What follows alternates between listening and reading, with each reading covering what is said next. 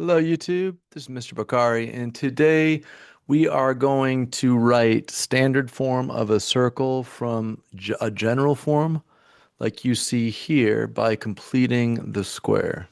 Okay.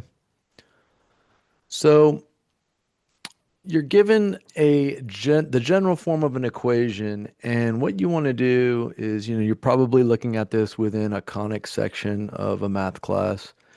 And so what we want to do is we want to identify what conic we have here. So what you want to always start with is you want to identify your squared terms. And as you can see, we have two. We have an x squared and a y squared. And that right there eliminates a parabola because with a parabola, whether it's vertical or horizontal, you're only going to have either x or y squared. So this now narrows it down to either a hyperbola, an ellipse, or a circle. Now, because the signs are the same, see how they're both positive, we can eliminate a hyperbola because with a hyperbola, one of the variables is negative and one is positive. So now we're looking at either an ellipse or a circle.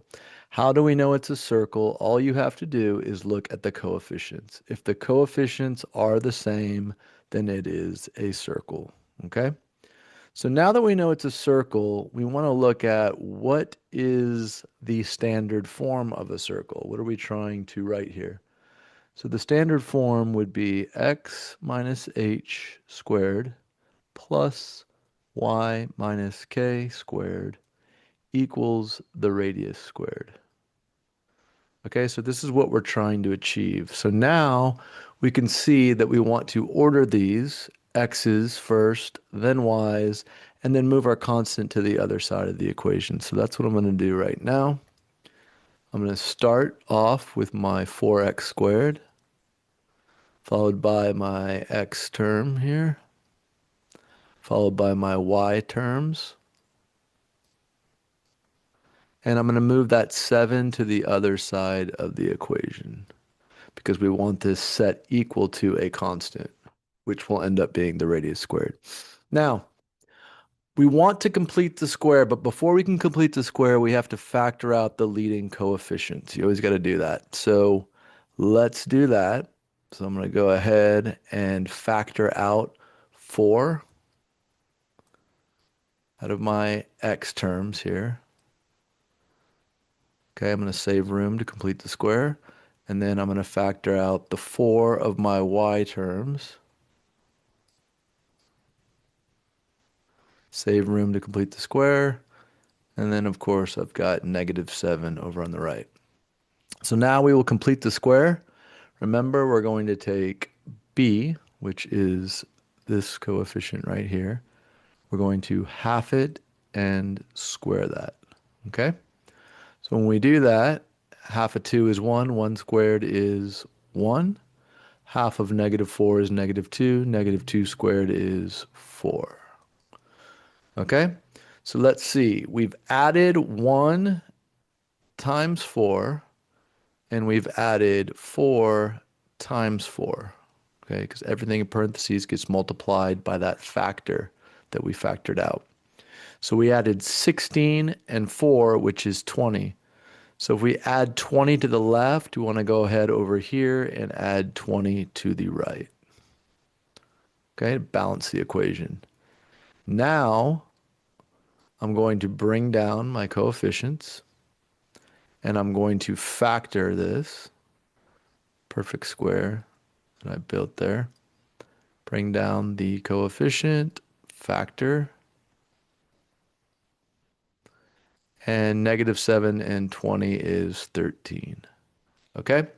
So this is the step where if it's a hyperbola or an ellipse, I'm going to get this, I want to make a 1 here, right? Because those equations are set equal to 1. But since it's a circle, we want to get rid of our coefficients here. Because if you look at the standard form of a circle, your coefficients are 1 for x and y. So how do we make these a 1? We need to divide them off. So that would be the next step. We're going to divide everything here by 4. All right, and when we do that, we get 4 over 4, which cancels out here. I'm left with x plus 1 squared plus y minus 2 squared equals 13/4.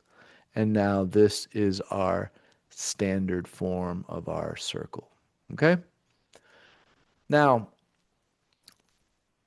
a lot of times you're going to have a follow-up question here. And because of that, I'm just going to take this time to look at one of these follow-up questions you might be asked. So you've got the standard form, and you might be asked to actually graph the circle. Okay? So easy enough. This is HK. This is the center of our circle. Okay? So our circle is -1, 2. Okay? But what I really wanted to focus on, which happens a lot, is this over here. This figure is your radius squared. So we've got our radius squared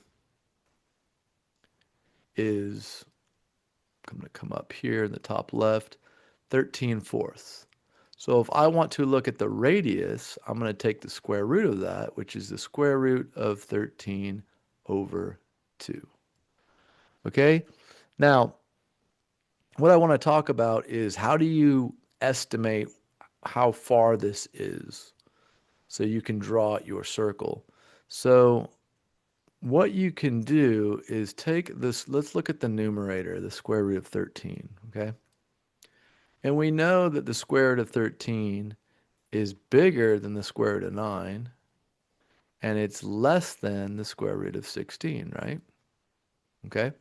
And the square root of 9 is 3. Square root of 16 is 4. So we know that the square root of 13 is between 3 and 4. Okay? And now we have a denominator of 2. So if we come in here and divide everything by 2, then we can see this here and use this as an estimating tool.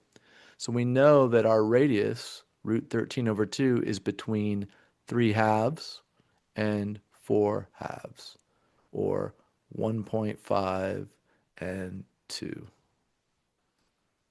Okay? So now we can come over here and sketch it between 1.5 and 2. So I'll just go over 1. Here's 2. So I'll go over 1 and maybe 3/4, right about there. And I'll draw my circle.